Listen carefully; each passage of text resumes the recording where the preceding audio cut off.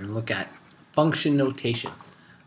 Function notation is like a new way of looking at an equation. You're very used to seeing like y equals, especially if it's linear, mx plus b, or quadratic, y equals ax minus h squared plus k. The key thing is the f, or the f at x, is replacing our y. So we have mx plus b, y equals mx plus b. And what they're saying is some equation with the variable x in it has this idea. I'm going to go center. So with an equation, we'll get to how that works with the equation. The very first one, they're saying this function. Well, they haven't even given us an equation. It's coordinates. 1, 2, 3, 4, 5 coordinates, okay? And they're saying f at 3. So we go on the assumption that our function is written as f at x, which means when we look at all of these coordinates, we have an x and we have a y, okay? So we need to find when the x value is 3. Do you see a coordinate that has an x value of 3? Yep. Yeah? What is that coordinate? 3 and 9. 3 and 9. Okay. So, like we had said, when we write like f at x is equal to whatever it is, the f at x replaces the y. Okay. So they're really asking what is y equal to in that case. So when they're asking about when the x is replaced with 3, so when our x value is 3, what is our y value? Well, our y value is 9. So for A, f at 3, I know I kind of squeezed it in there, is equal to the value of 9. Okay, so let's try that again. Here they're giving us a table.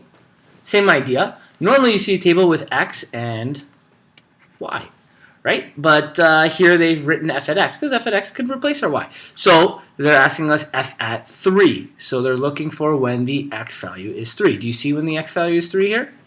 When the y is 4. That's right. That's coordinate here. So in other words, what would f at 3 equal in this case? 4. 4. There we go. Here they've given us an equation. Okay, so we actually have to go about finding this. When they give us our f at 3, they're saying here's your f, and you're going to replace your x value with the number 3.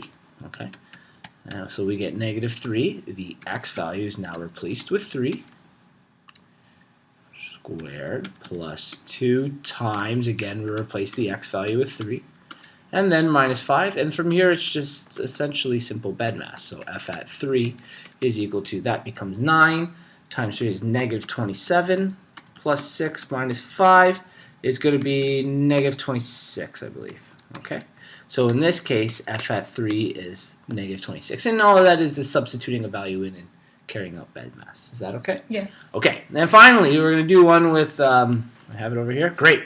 I have an equation. Okay, so no, let's pretend you can't see this. Oh, I can do that. Okay, there we go.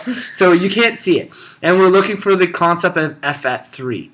So now this is, maybe I can scale in a little. Can I zoom in a bit?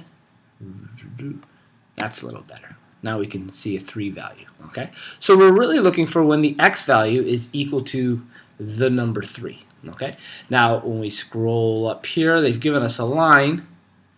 Okay, and if I zoomed out, it'd probably be a little better. But when I click on this, and on a graph, hopefully you'd be able to see it, we're looking at 3. What's the y value when f is 3? 11. Yeah, so when the x value is 3, it is 11.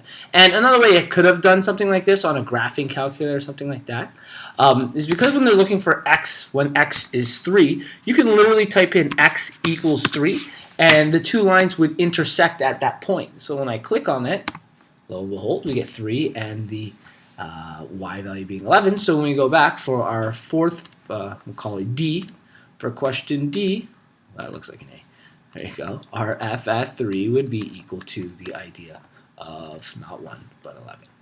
Okay?